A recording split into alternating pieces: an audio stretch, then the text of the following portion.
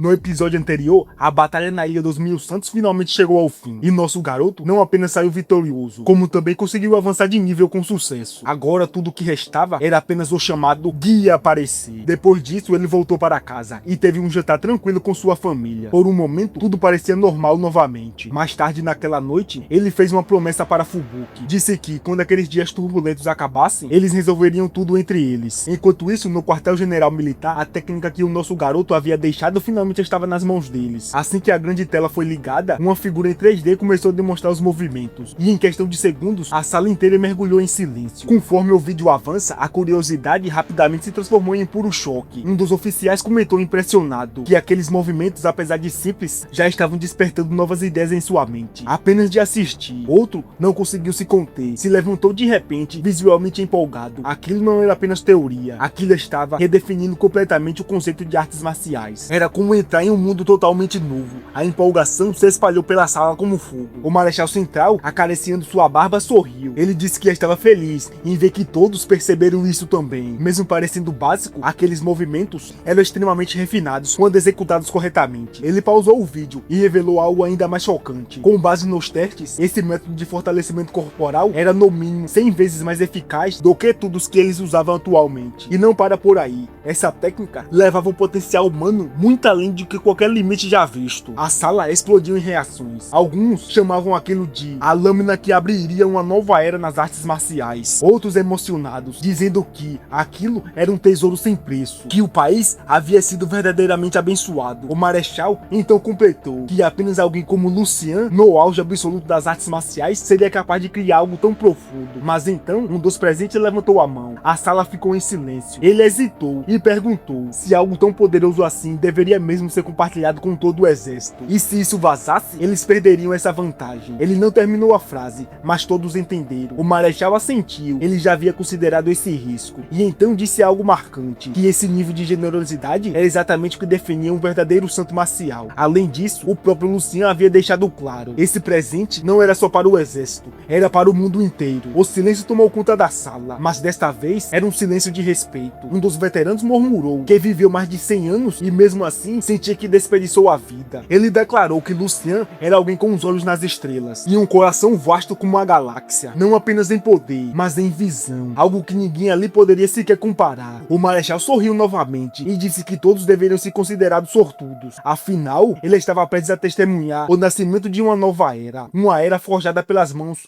do deus marcial. No segundo seguinte, o salão inteiro explodiu em comemoração. A cena então muda para um campo de militar no Distrito Leste. Um jovem treinava intensamente, fazendo flexões de cabeça para baixo, equilibrando em apenas um dedo. O suor escorria sem parar, formando uma poça no chão. Seus braços tremiam, afinal, aquele era sua repetição número 3549. De repente, alguém grita seu nome, e então descobrimos que aquele jovem era Ming, o melhor amigo do nosso garoto desde o ensino médio. Ming respira fundo, interrompe o treino, ele se vira curioso, enquanto o outro garoto se aproxima sorrindo. Ele diz que tem duas grandes notícias, mas provoca um pouco. Pergunta qual Ming quer ouvir primeiro. Ming escolhe a primeira. O garoto sorri ainda mais e revela que o exército agora tem um novo deus marcial, oficialmente o quarto guerreiro de nível 9 da nação. Ming se surpreende e pergunta quem é, mas o garoto balança a cabeça. Nenhum nome foi revelado ainda, mas muitos suspeitam que seja o general Lucian. Afinal, um ano atrás, ele derrotou o santo marcial Zhao no litoral e foi chamado de deus marcial, mas como ele desapareceu desde então, o garoto acreditava que talvez não seja ele. Ming permaneceu em silêncio. Ele já sabia da verdade, mas decidiu guardar isso para si. Então ele pergunta, agora mais interessado, qual era a segunda notícia. O garoto explica que o exército começou a divulgar uma nova técnica de fortalecimento corporal, criada pelo próprio deus marcial, e que ela é milhares de vezes mais eficaz. Ele ainda comenta que muitas pessoas já começaram a treinar, e algumas conseguiram avanços no mesmo dia. E então, ele entrega um pendrive para Ming, dizendo que foi exatamente por isso que ele veio. Ming coloca o braço em volta dele e diz que não há tempo a perder, eles precisam voltar ao treino. O que ele não sabia é que alguém estava observando tudo de longe. Nosso garoto, de pé à distância, observa Ming em silêncio com um leve sorriso, orgulhoso de como ele mudou. Um oficial ao lado relata com respeito que Ming vem treinando incessantemente. Ele já alcançou o segundo nível e é um dos recrutas mais promissores. Além disso, seguindo as ordens de Lucian, Ming não foi enviado para missões perigosas. Após ouvir o relatório, nosso garoto pensa por um momento e então ele diz calmamente: dei pedir a Ming um pouco mais de recursos, mas sem que ele perceba.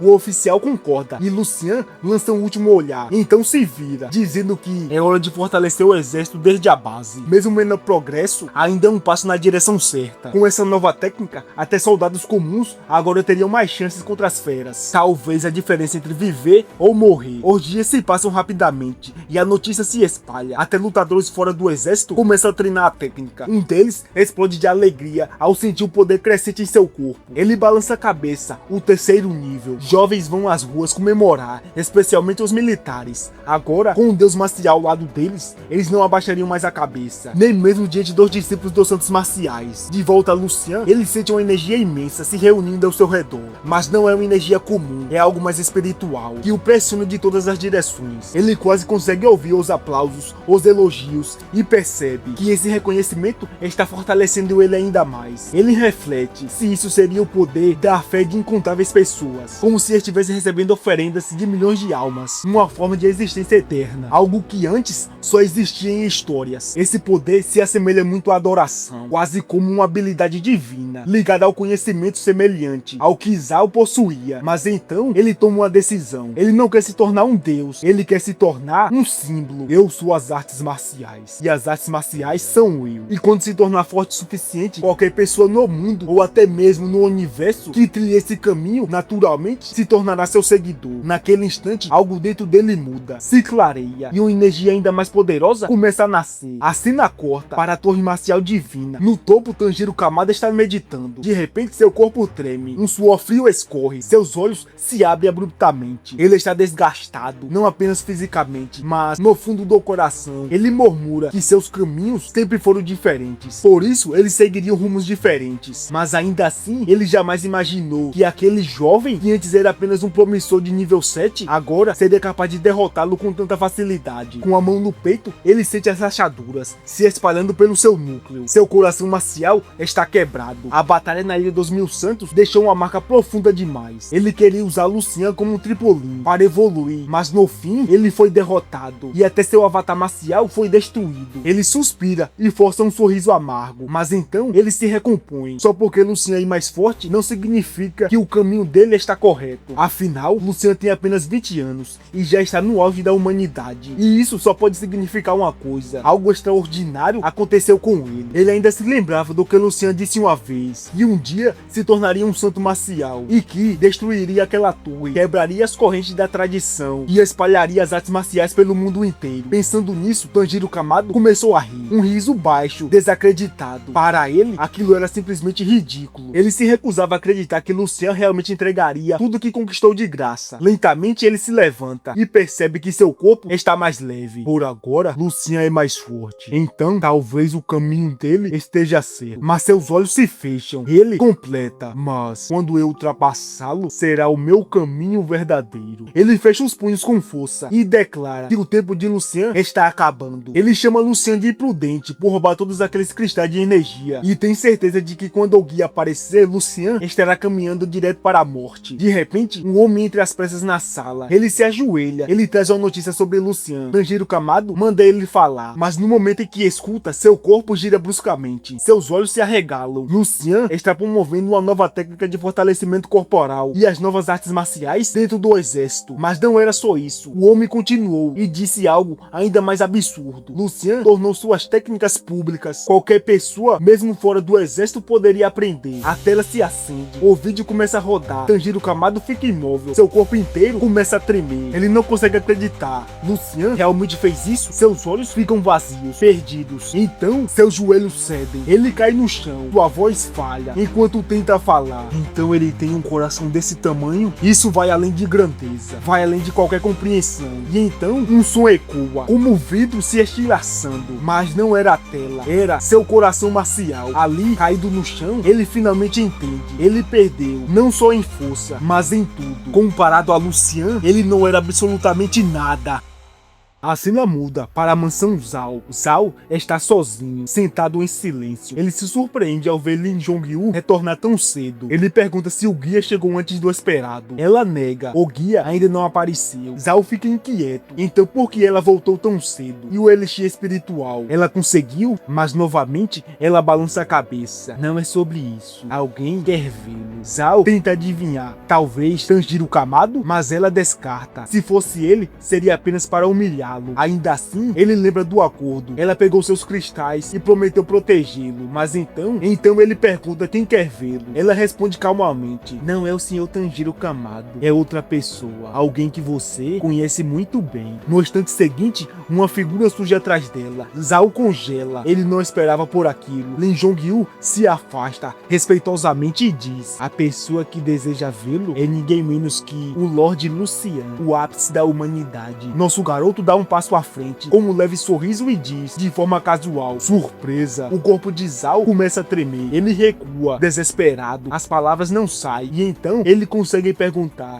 o que você chamou ele? Ela repete: Lorde Lucian, o ápice da humanidade. E então ela devolve tudo que Zhao deu a ela, porque agora ela entende. Se nem ela pode se proteger, como poderia proteger ele? O desespero toma conta de Zhao. Um santo marcial chamando alguém de Lorde, dando esse título diante do mundo inteiro? Quem poderia ser digno disso? Sua mente entra em colapso. E então a única possibilidade surge: o nível 10. O guia, ele treme, o suor escorre e pergunta com uma voz falhando: você já chegou ao nível 10? Um ano. Em apenas um ano, o mundo mudou, muito mais do que ele imaginava. Lucian não responde. Ele apenas se aproxima. E então dá duas opções: vida ou morte. A pressão de seus olhos é esmagador. Zhao não consegue pensar, não consegue falar. Sua mente fica em branco, sem resposta. Lucian decide por ele. Ele coloca a mão sobre a cabeça de Zhao e em segundos seus olhos se apagam e seu corpo cai. A santa marcial Lin Jong-yu se curva profundamente, agradecendo por ele ter sido poupado, mas Lucian apenas vira as costas. Não precisa agradecer. Para ele, Zhao já estava praticamente morto, mas na verdade ele não o matou. Ele apagou suas memórias e criou novas. Zhao nunca mais alcançará seu auge. Talvez nunca mais chegue nem ao nível de um grão-mestre, mas para Lucian isso é melhor. Em vez de matá-lo, ele o remoldou, transformou em alguém útil para a humanidade. Ele até ri sozinho. Talvez eu realmente tenha um coração de um santo.